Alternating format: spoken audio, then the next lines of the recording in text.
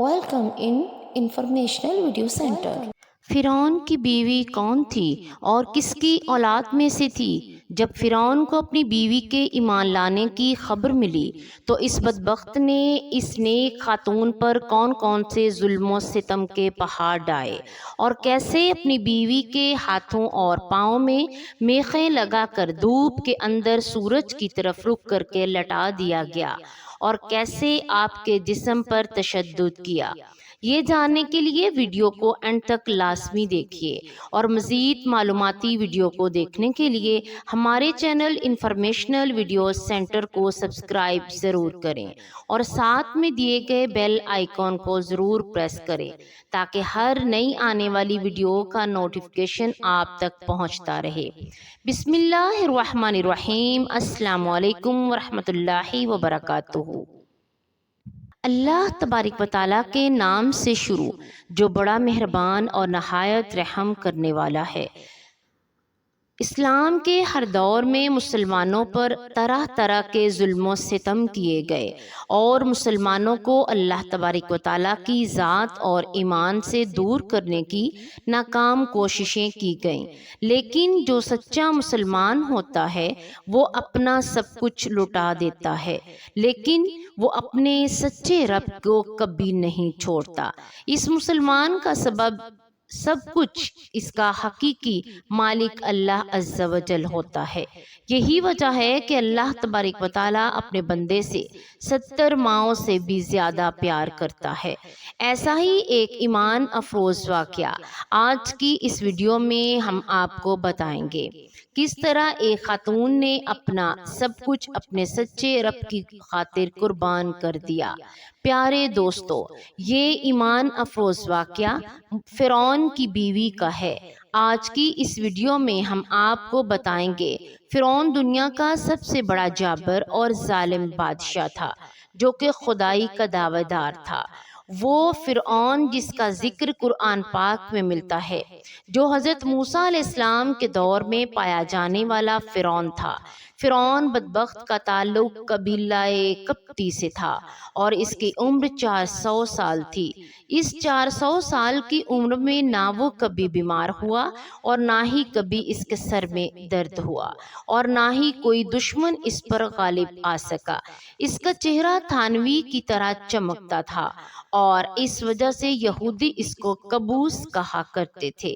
فرعون بادشاہ بننے سے پہلے محنت مزدوری اور تجارت کیا کرتا تھا۔ ایک دن یہ محنت مزدوری سے تنگ آ کر بازار کی طرف نکلا اور وہاں پر اس کی ملاقات حامان سے ہوئی۔ دیکھتے ہی دیکھتے ان دونوں بدبختوں کی ملاقات دوستی میں تبدیل ہو گئی۔ اگرچہ یہ دونوں معلوم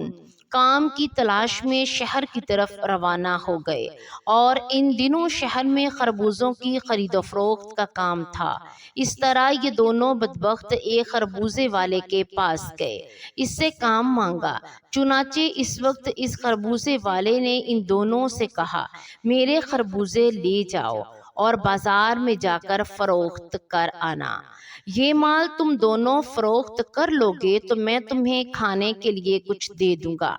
اس وقت خربوزے والے کی یہ بات سن کر فرعون نے حامان سے کہا، تم یہیں ٹھہرو، میں یہ خربوزے لے کر جاتا ہوں اور بازار میں فروخت کر آتا ہوں۔ چنانچہ ایسا ہی کیا گیا۔ فرعون وہ خربوزے لے کر شہر کی طرف چلا گیا اور وہاں جا کر فرعون نے دکانداروں سے خربوزے خریدنے کے لیے کہا۔ تو اس وقت دکانداروں نے فرعون سے کہا، ہم خربوزے والے نے ان دونوں سے میرے خربوزے لے جاؤ اور بازار میں جا کر فروخت کر آؤ۔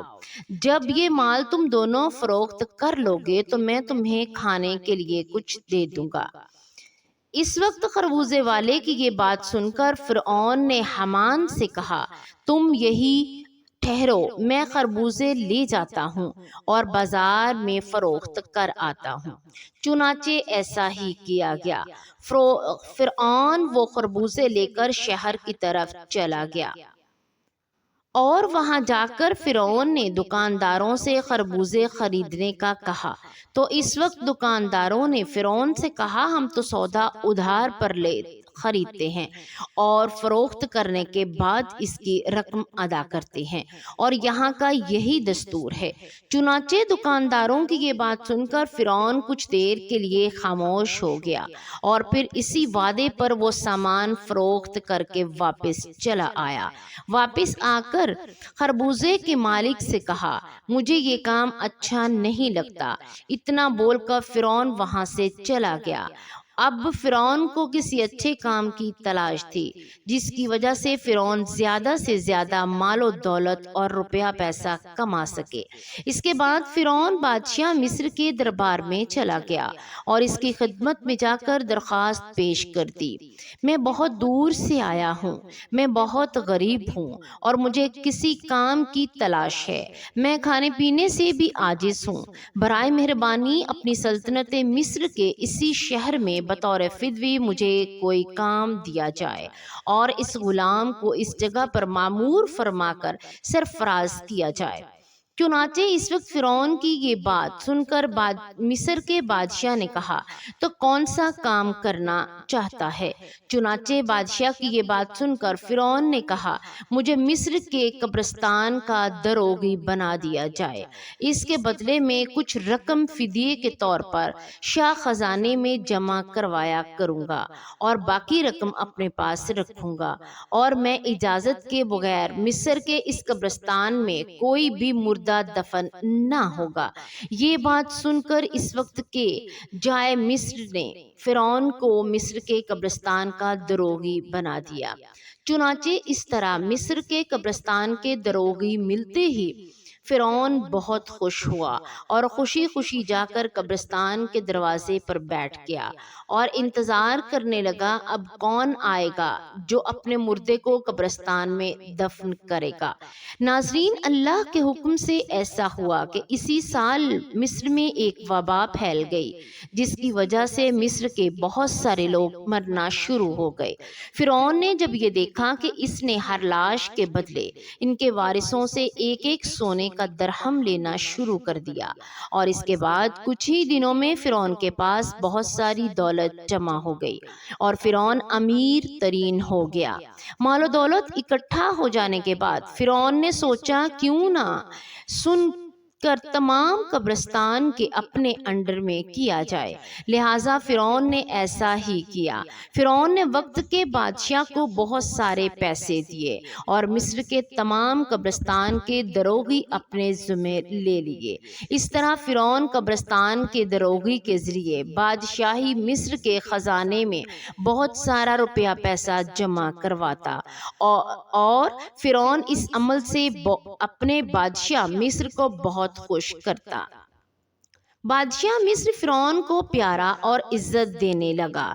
چنانچہ اس دوران اللہ کے حکم سے ایسا ہوا کہ اس وقت مصر کا وزیر مر گیا، اور چونکہ فرعون اس وقت بادشاہ مصر کا بہت زیادہ قریب بندہ بن چکا تھا، لہٰذا مصر کے بادشاہ نے فرعون ہی کو مصر کا وزیر مقرر کر دیا۔ اقتدار ملتے ہی فرعون نے اقتدار کے نشے میں مست ہو گیا اور اس نے اپنے بدبخت دوست حامان کو بھی اپنے پاس بلوایا۔ اس وقت فرعون اپنے دوست حامان سے کہنے لگا، میں چاہتا ہوں میں خدائی کا دعویٰ کروں اور ساری مخلوق مجھ کو خدا مانے اور میری عبادت کرے۔ فرعون کی یہ بات سن کر حامان بہت حیران ہو گیا اور حامان فرعون سے کہنے لگا، اگر تم خدائی کا دعویٰ کرنا چاہتے ہو تو سب سے پہلے بنی اسرائیل کی تمام مخلوق کو اپنے ہاتھ میں لے لو اور ان کے دل اپنی محبت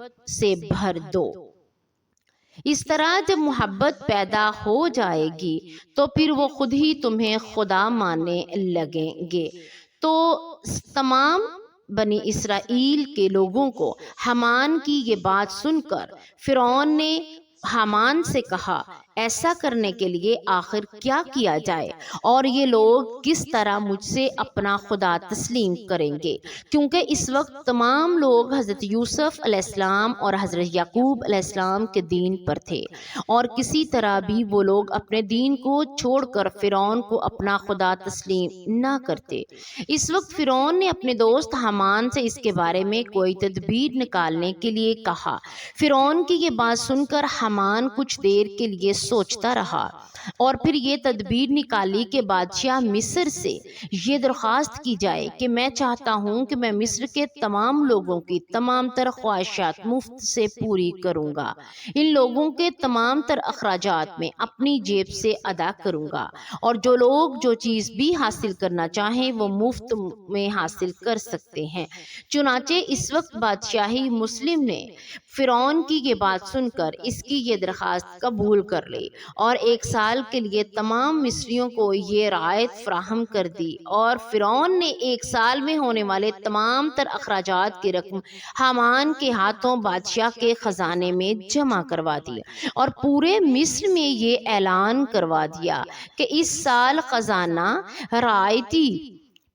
رعایتوں پر دستیاب ہے۔ ہم نے اپنی طرف سے تمام تر اخراجات کی رقم بادشاہی مصر کے خزانے میں جمع کروا دی ہے اور مزید 2 سال کے اخراجات کی معافی کے لیے ہم نے دربار اعلیٰ میں درخواست کی ہے اور وہ بھی قبول ہو جائے گی۔ چنانچہ فرعون کی یہ بات سن کر مصر کے تمام لوگ بہت خوش ہوئے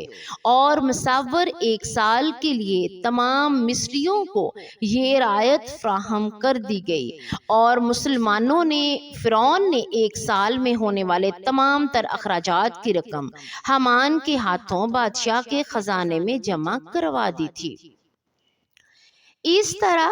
کہ پھر درخواست کی کہ وہ بھی قبول ہو گئی ہے۔ چنانچہ فرعون کی یہ بات سن کر مصر کے تمام لوگ بہت خوش ہوئے اور مصر کے تمام لوگوں نے فرعون کی ترقی کے لیے خوب دعائیں کی۔ چنانچہ ادھر مصر کی عوام فرعون کے اس عمل سے بہت زیادہ خوش تھی، اور ادھر چند ہی دن بعد مصر کا بادشاہ اللہ کے حکم سے اپنی موت آپ مر گیا۔ چنانچہ اس وقت مرنے والے بادشاہ کا کوئی بھی وارث نہ تھا جب اس کے تخت پر بیٹھتا، اس کی بادشاہت کو سنبھالتا۔ اس طرح مصر کی بادشاہ کی تدفین کے بعد 3 دن تک عیادت ہوئی، اور چوتھے روز مصر کے تمام لوگوں نے بادشاہ مصر کے دربار میں حاضر ہوئے اور کہنے لگے بادشاہ کے تخت پر کس کو بٹھایا جائے، کیونکہ ملک کو بادشاہ کے بغیر نہیں چل سکتا۔ چنانچہ اس وقت مصر کے لوگوں نے فرعون سے یہ نیکی دیکھی تھی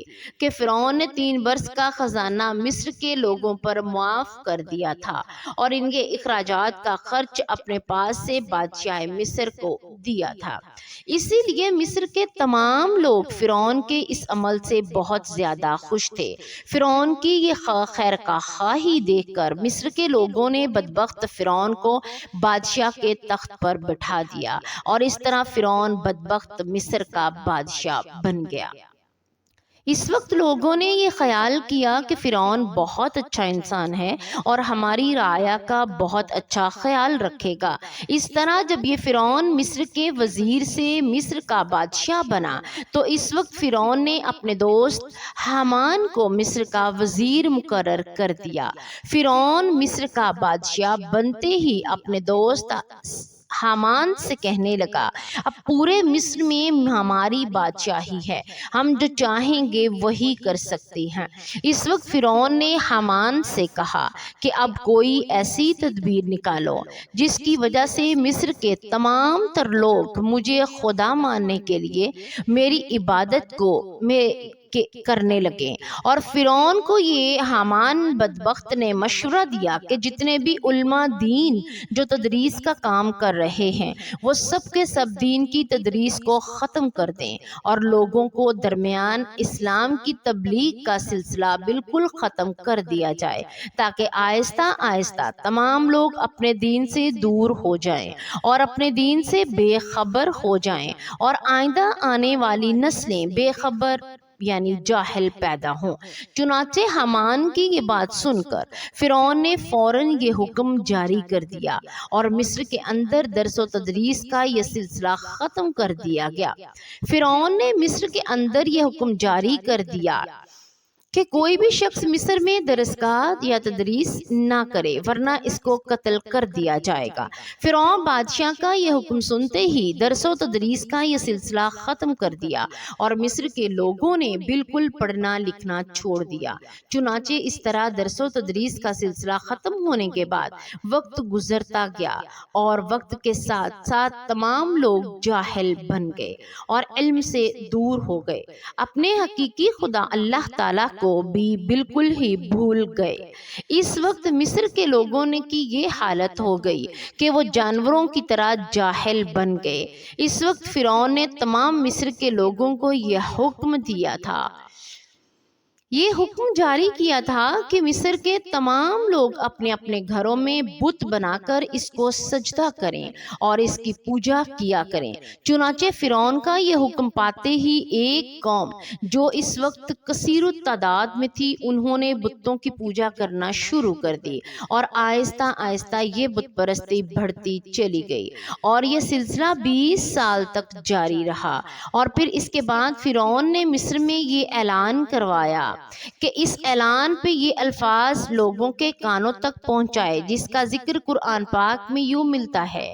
اور بس لوگوں کو جمع کیا اور لوگوں سے کہا کہ میں ہوں تمہارا رب، سب سے بڑا بلند ناظرین۔ اس طرح لوگ کئی سال تک بتوں کی پوجا کرتے رہے۔ جب لوگ مشرک اور بت پرست بن گئے تو اس وقت فرعون نے یہ حکم جاری کیا کہ اپنے گھروں میں موجودہ تمام بتوں کو توڑ دیا جائے اور مجھے خدا مانا جائے، نعوذ باللہ، اور میری پوجا کی جائے۔ چنانچہ فرعون کا یہ حکم ملتے ہی تمام لوگوں نے ایسا ہی کیا۔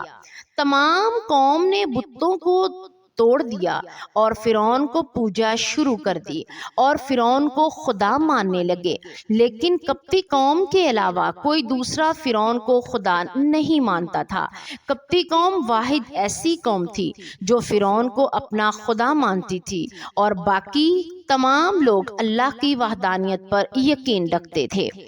اور اللہ تعالیٰ کو خدا مانتے تھے۔ اسی وجہ سے فرعون قبطیوں پر بہت ہی زیادہ مہربان تھا اور بنی اسرائیل کے مسلمانوں پر طرح طرح کے ظلم و ستم کیا کرتا تھا، کیونکہ بنی اسرائیل کی قوم حضرت یوسف علیہ السلام کے دین پر تھی۔ اس وجہ سے تو فرعون ان پر ظلم کیا کرتا تھا۔ فرعون نے تاریخ میں وہ ظالم بادشاہ گزرا ہے جس نے خدائی کا دعویٰ کیا تھا، اس کے باوجود بھی اس کی بیوی کس طرح اللہ تبارک و تعالیٰ کی وحدانیت پر ایمان لے کر آئی، اس کا ایمان لانے کا سبب کیا بنا، اور جب فرعون کو اپنی بیوی کے ایمان لانے کی خبر ملی تو اس بدبخت نے اس نیک خاتون پر کون کون سے ظلم و ستم کے پہاڑ ڈھائے۔ اور فرعون کی بیوی کون تھی اور کس کی اولاد میں سے تھی؟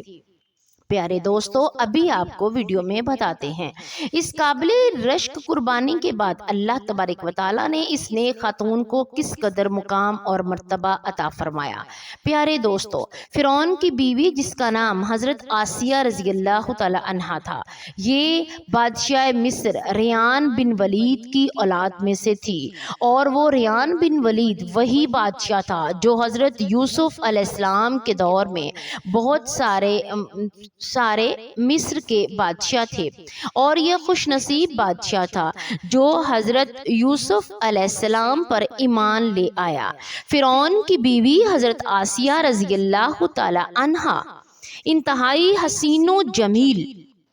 تھیں، کیونکہ یہ خاتون بادشاہ کی اولاد میں سے تھی اور اس وجہ سے اس کے پاس مال و دولت کی کوئی کمی بھی نہ تھی۔ اس وجہ سے ہر وقت خدام ان کے آگے پیچھے رہا کرتے تھے۔ یہ پاک دامن خاتون فرعون کو ناپسند کرتی تھی، لیکن فرعون چونکہ اس وقت مصر کا بادشاہ تھا، اسی وجہ سے فرعون نے اس خوبصورت عورت کی خوبصورتی کو دیکھ کر زبردستی اس سے نکاح کر لیا تھا، جبکہ حضرت آسیہ رضی اللہ تعالی عنہ کے والدین اس نکاح سے بالکل بھی خوش نہ تھے، لیکن انہوں نے حالات کی مجبوری کی وجہ سے حضرت آسیہ رضی اللہ تعالی عنہ کا نکاح فرعون سے کر دیا تھا۔ پیارے دوستو، فرعون کی حکومت کو اور سلطنت اور مال و دولت کی کثرت اور طاقت کے نشے نے حد سے زیادہ مغرور اور بے لگام بنا دیا تھا۔ اس طرح اس بدبخت کافر نے ہزاروں بنی اسرائیل کے لوگوں کو اپنا غلام بنا رکھا تھا اور ان پر طرح طرح کے ظلم کرتا تھا، کیونکہ اس بدبخت نے خدائی کا دعویٰ کر رکھا تھا، اس لیے وہ تمام انسانوں کو اپنا غلام تصور کرتا تھا اور اس معصوم لوگوں کے ساتھ جانوروں جیسا سلوک کرتا تھا۔ چنانچہ وقت یوں ہی تیز رفتاری کے ساتھ چلتا رہا۔ سال مہینوں میں اور مہینے ہفتوں میں بدلتے رہے، ہفتے دنوں میں تبدیل ہو کر گزرتے چلے گئے، اور پھر وقت بھی آ گیا کہ اللہ تبارک و تعالیٰ کے پیارے نبی حضرت موسیٰ علیہ السلام اور حضرت ہارون علیہ السلام اس دنیا کے اندر تشریف لائے، اور مصر کی سرزمین لا الہ الا اللہ کی صداؤں سے گونج اٹھی۔ اللہ تبارک و تعالیٰ نے حضرت موسیٰ علیہ السلام اور حضرت ہارون علیہ السلام کو فرعون کی طرف فوراً ہی قوم کی طرف دعوت حق دینے کے لیے اور ہدایت کی طرف بلانے کے لیے مبعوث فرمایا تھا۔ اللہ تبارک و تعالیٰ کے ان پیغمبروں نے بنی اسرائیل کے لوگوں کو اللہ تبارک و تعالیٰ کی وحدانیت کی طرف بلایا اور لوگوں کو باطل معبودوں سے پوجا کرنے سے منع کیا۔ حضرت موسیٰ علیہ السلام نے فرعون کو طرح طرح کے معجزات دکھائے، لیکن اس کے باوجود بھی لوگ کفر اور سرکشی پر اڑے رہے، اللہ تبارک و تعالیٰ کی وحدانیت کا مسلسل انکار کرتے رہے۔ اس کے باوجود بھی حضرت موسیٰ علیہ السلام فرعون کو بنی اسرائیل کے بدبخت لوگوں کو دعوت حق دیتے رہے۔ جب فرعون حضرت موسیٰ علیہ السلام کی اس تبلیغ سے تنگ آ گیا تو فرعون نے یہ خیال کیا کیوں نہ موسیٰ علیہ السلام کو لوگوں کے سامنے جھوٹا ثابت کیا جائے۔ چنانچہ فرعون نے حضرت موسیٰ علیہ السلام کو جھوٹا ثابت کرنے کے لیے ایک خاص دن مقرر کیا، جس دن مصر کے اندر بہت بڑا میلہ لگتا تھا۔ اس میلے کے اندر کثیر التعداد میں تمام لوگ جمع ہوتے تھے۔ چنانچہ پیغمبر نے مصر کی تمام بڑے بڑے جادوگروں کو بلایا اور حضرت موسیٰ علیہ السلام کو بھی جھوٹا ثابت کرنے کے لیے۔ چنانچہ جب وہ میلے کا دن آیا تو ایک وسیع و عریض میدان سجایا گیا، اور ادھر فرعون اپنی فرعونیت کے نشے میں مخمور ہو کر اپنے عالیشان محل میں جا بیٹھا، اور سلطنت کے کونے کونے سے حضرت کونے سے بلائے گئے جو بڑے بڑے جادوگر بھی تھے، وہ جمع ہو چکے تھے، اور اس طرح ہزاروں افراد کا مجمع بھی جمع ہو چکا تھا۔ یہ حق اور باطل کا عظیم ترین معرکہ دیکھنے کے لیے بے شمار لوگ جمع تھے، اور ادھر اللہ تبارک و تعالیٰ کے سچے نبی حضرت موسیٰ علیہ السلام اور حضرت ہارون علیہ السلام بھی تشریف لا چکے تھے، اور حضرت موسیٰ علیہ السلام کے چہرہ انور پر جاہ و جلال نظر آ رہا تھا۔ چنانچہ اس عظیم معرکے کا آغاز ہوا، اور جادوگروں نے فرعون کی عزت کی قسم کھا کر اپنے جادو کی لاٹھیاں اور رسیاں پھینکنا شروع کر دیں، تو وہ لاٹھیاں اور رسیاں ایک دم سے سانپ بن کر پورے میدان کے اندر دوڑنے لگیں۔ ان سانپوں کو دیکھ کر پورے مجمع کے لوگ خوف و ہراس سے بھر گئے، یعنی خوف و ہراس پھیل گیا، اور تمام لوگ بدحواس ہو کر ادھر ادھر بھاگنے لگے۔ ادھر فرعون اس کے جادوگر اپنے نشے میں بدمست ہو کر تالیاں بجانے لگے اور اس منظر کو دیکھ کر خوش ہونے لگے۔ ادھر اللہ تبارک و تعالیٰ نے اپنے پیارے پیغمبر حضرت موسیٰ علیہ السلام کو اپنا عصا مبارک پھینکنے کا حکم دیا، تو اس وقت حضرت موسیٰ علیہ السلام نے اللہ تبارک و تعالیٰ کے حکم کی تعمیل کرتے ہوئے اپنے عصا مبارک کو جب ان سانپوں کے ہجوم میں ڈالا، چنانچہ دیکھتے ہی دیکھتے حضرت موسیٰ علیہ السلام کا وہ عصا ایک خوفناک اور ہیبت ناک اژدہا بن کر نمودار ہوا۔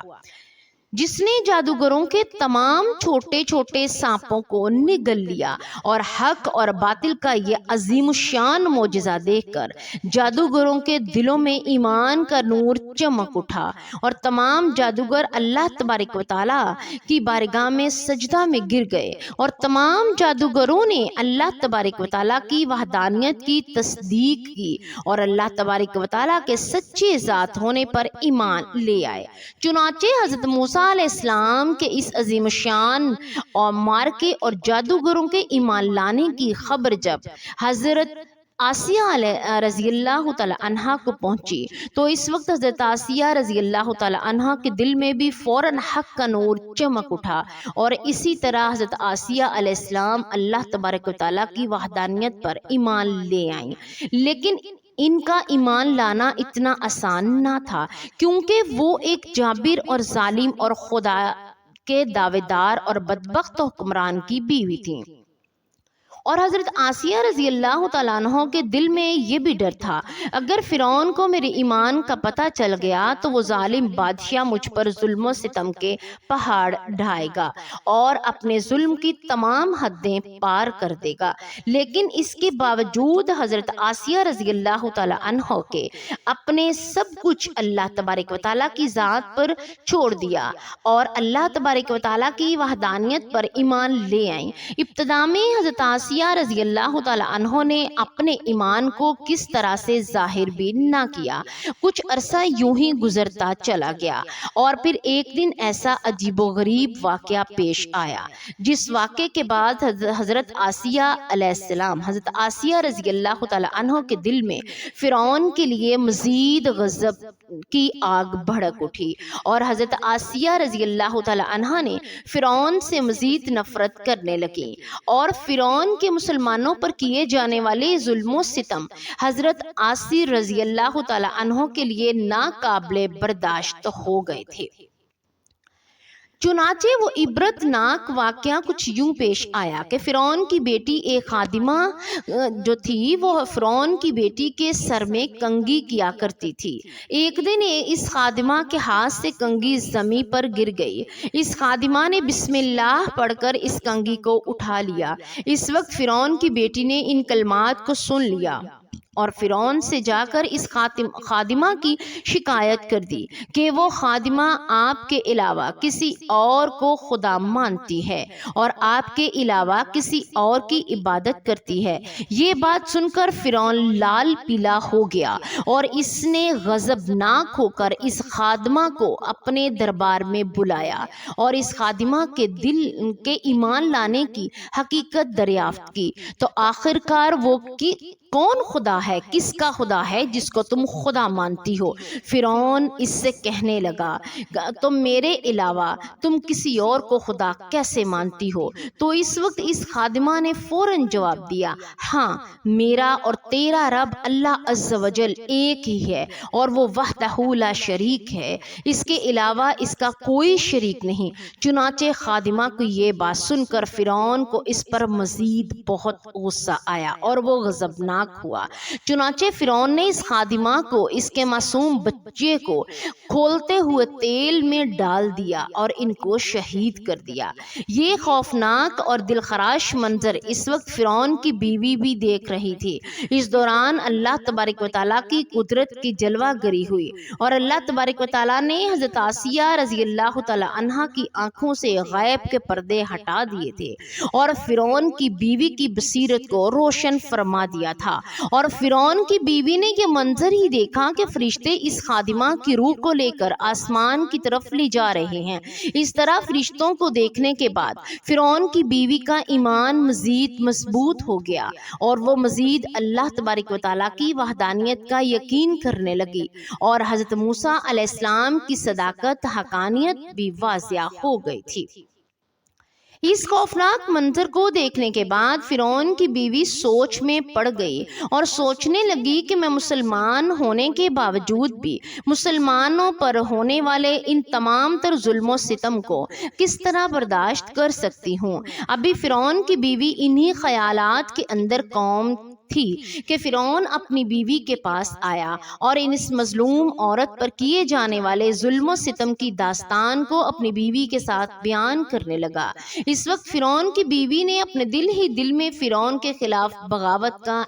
علم بلند کر دیا تھا، اور جب فرعون نے اپنی بیوی کو اس مظلوم عورت کو شہید کرنے کی خبر دی تو فرعون کی بیوی نے فرعون سے کہا کہ اللہ تیری خرابی ہو، کس شے نے تجھے اللہ تبارک و تعالیٰ کے مقابلے میں اتنا بے باک کر دیا؟ یہ بات سن کر فرعون ایک بار پھر بھڑک اٹھا اور اپنی بیوی سے کہنے لگا، تجھے بھی اس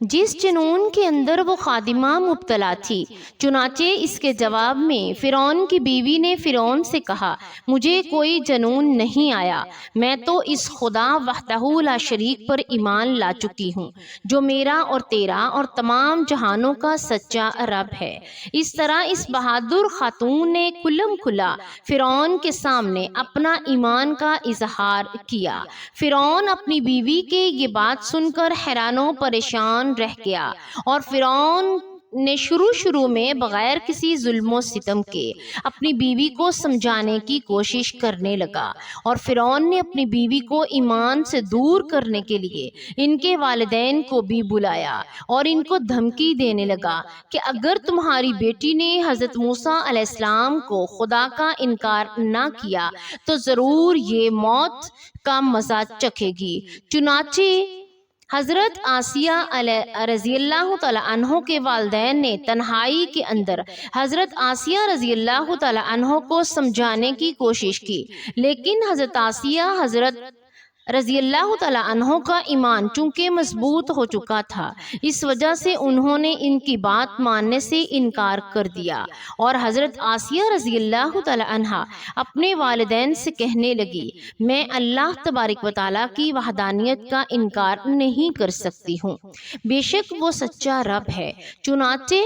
وہ فرعون کا یہ حربہ بھی ناکام ہو گیا۔ تو اس وقت فرعون نے اپنی بیوی کو طرح طرح کی اذیتیں دینے کا فیصلہ کیا تاکہ یہ اپنے ایمان سے دور ہو جائے اور مجھ کو خدا ماننے لگے۔ پیارے دوستو، روایات میں آتا ہے کہ فرعون کے حکم سے حضرت آسیہ رضی اللہ تعالیٰ عنہ کو طرح طرح کی اذیتوں کے اندر مبتلا کر دیا گیا، حتیٰ کہ حضرت آسیہ رضی اللہ تعالیٰ عنہ کے ہاتھوں اور پاؤں میں میخیں لگا کر دھوپ کے اندر سورج کی طرف رخ کر کے لٹا دیا گیا، اور آپ کے سینے کے اوپر چکی کا بھاری بھرکم پتھر رکھ دیا گیا تاکہ آپ ہل نہ سکیں۔ لیکن ان تمام تر تکالیف اور مصائب کے باوجود بھی حضرت آسیہ رضی اللہ تعالی عنہا کے ایمان کے اندر ذرا برابر بھی کمی نہ آئی، بلکہ ان تمام تر تکالیف کے باوجود بھی آپ کے ایمان کے اندر مزید اضافہ ہوتا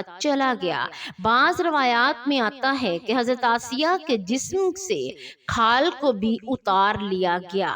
چنانچہ جب فرعون نے ان تمام تر تکالیف کے بعد اپنی بیوی سے ایمان سے پھرنے کا کہا تو حضرت آسیہ رضی اللہ تعالی عنہا نے بڑی ہی ایمان افروز اور ایمان کو تازہ کر دینے والا جواب دیا، جس سے فرعون کا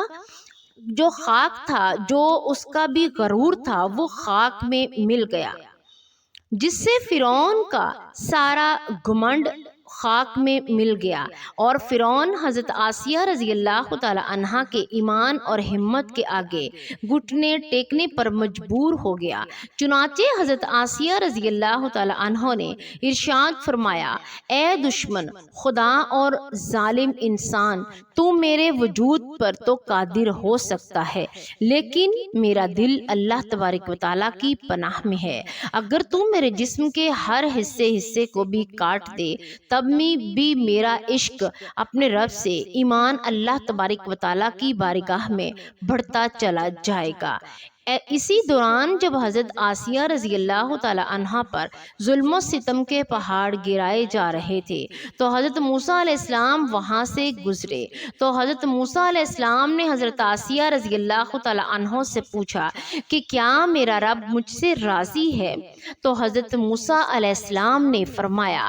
اے آسیہ رضی اللہ تعالی عنہا آسمان کے فرشتے تیرے انتظار میں ہیں اور اللہ تبارک و تعالیٰ تیرے ایمان اور تیرے کارناموں پر فخر فرماتا ہے۔ اب اللہ تبارک و تعالیٰ کی بارگاہ میں سوال کریں کہ آپ کی ہر حاجت پوری کی جائے گی۔ اس وقت حضرت آسیہ رضی اللہ تعالی عنہ نے اللہ تبارک و تعالیٰ کی بارگاہ میں یہ دردناک دعا کی، اے میرے پروردگار، میرے لیے اپنے پاؤں جنت میں ایک گھر بنا دے اور مجھے فرعون اور اس کے ظلموں سے نجات دے اور مجھے ان ظالموں سے نجات بخش دے۔ ادھر جا فرعون نے حضرت آسیہ رضی اللہ تعالی عنہ کو ایمان سے دور کرنے کی تمام تر کوششیں کر لیں اور ہر کوشش کے اندر ناکامی کا سامنا کرنا پڑا۔ تو اس وقت فرعون نے حضرت آسیہ رضی اللہ تعالی عنہ کو شہید کرنے کا فیصلہ کر لیا اور آخری حربے کے طور پر فرعون نے اپنے کارندوں سے کہا، ایک بہت بڑی چٹان لے کر آؤ، اگر یہ چٹان دیکھ کر اپنے ایمان پر قائم رہی تو یہ چٹان اس پر گرا دوں گا، اور اگر یہ ایمان سے پھر جاتی ہیں تو پھر یہ میری بیوی یعنی میرے پیارے دوستو، اس خوفناک منظر کے وقت جہاں ایک طرف زندگی ہے اور دوسری طرف موت کھڑی ہے، تو اس وقت حضرت آسیہ رضی اللہ تعالی عنہ نے آسمان کی طرف نگاہ اٹھا کر دیکھی تو جنت کے اندر اپنا سفید موتیوں والا محل نظر آیا، جس سے آپ کا ایمان مزید بڑھ گیا اور اس حالت میں آپ کی روح پرواز کر جاتی ہے، اور اس کے بعد آپ رضی اللہ تعالی عنہ کے جسم مبارک پر وہ چٹان گرا دی جاتی ہے اور وہ چٹان ایسے بدن پر گرتی ہے جس میں روح ہی نہیں ہوتی۔ اس دردناک واقعے کے دوران جب فرعون اپنی بیوی پر طرح طرح کے ظلم کر رہا تھا، اس وقت اللہ تبارک و تعالیٰ نے اپنے فرشتوں کو حضرت آسیہ رضی اللہ تعالی عنہ پر مقرر کر دیا تھا، اور وہ فرشتے بھی حضرت آسیہ رضی اللہ تعالی عنہ پر سایہ کیے ہوئے تھے اور ان کو جنت کے اندر اپنا مقام دکھا دیا تھا، جس کی وجہ سے حضرت آسیہ رضی اللہ تعالی عنہ کا ایمان مزید مضبوط ہو گیا اور فرعون کی تمام تر مصیبتوں کو بھول گئی تھی۔ اسی طرح حضرت آسیہ رضی اللہ تعالی عنہ نے دنیا کی تمام تر تکالیف اور مصیبتوں کو برداشت کیا، لیکن اللہ تبارک و تعالیٰ کی وحدانیت کو نہیں چھوڑا، اور پھر اللہ تبارک و تعالیٰ نے حضرت آسیہ رضی اللہ تعالی عنہ کو وہ مقام عطا فرمایا جو مقام آج تک کسی کو بھی نہیں ملا۔ حضرت آسیہ رضی اللہ تعالی عنہ جب جنت میں جائیں گی تو اللہ تبارک و تعالیٰ ان کو یہ نعمت عطا فرمائیں گے گا کہ وہ جنت میں حضور پاک صلی اللہ علیہ وآلہ وسلم کی زوجہ محترمہ ہوں گی، اور اللہ تبارک و تعالیٰ ان کا شمار حضور صلی اللہ علیہ وآلہ وسلم کی ازواج مطہرات میں فرمائے گا۔ اللہ تبارک و تعالیٰ سے دعا ہے کہ اللہ تبارک و تعالیٰ ہمیشہ اپنا عشق اور ایمان سلامت رکھے اور حضور اکرم صلی اللہ علیہ وآلہ وسلم کی محبت کے اندر جینا مرنا نصیب فرمائے، آمین یا رب العالمین۔ پیارے نبی صلی اللہ علیہ وآلہ وسلم کے تمام پیارے ناموں میں سے کوئی ایک نام لکھ کر کمنٹ میں ضرور بھیجیں۔